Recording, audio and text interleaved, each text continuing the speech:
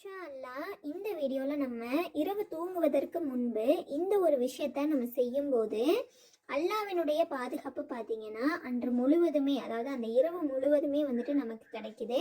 So புகாரில இடம்பெறக்கூடிய ஒரு ஹதீஸ், இரவில் அல்லாஹுவின் பெயரை கொண்டு கதவுகளை மூடிக்கொள்ளுங்கள், ஏனெனில் அல்லாஹுவின் பெயரை கொண்டு மூடப்பட்ட கதவை ஷைத்தான் திறக்க மாட்டான் என்பதாக வருது. சுபஹான் அல்லாஹ்.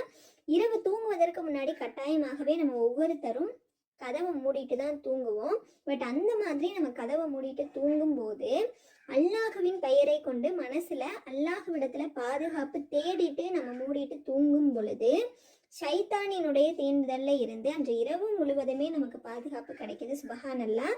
ஸோ இந்த ஒரு விஷயத்த நம்ம ஒவ்வொருத்தரும் செய்யக்கூடியவர்களாக அல்லாஹுவினுடைய பாதுகாப்பை முழுமையாக பெறக்கூடியவர்களாக இருக்கு. அல்லாஹ் நம் அனைவர் மீதும் கிருபை புரிவானாக. ஸோ இந்த வீடியோ கண்டிப்பா உங்க எல்லாருக்குமே யூஸ்ஃபுல்லா இருந்திருக்கும் அப்படின்னு சொல்லிட்டு நான் நம்புறேன். ஸோ இதே மாதிரி அடுத்த ஒரு நல்ல வீடியோல அடுத்த ஒரு நல்ல விஷயத்தோட இன்ஷா அல்லாஹ் நான் உங்களை வந்து சந்திக்கிறேன்.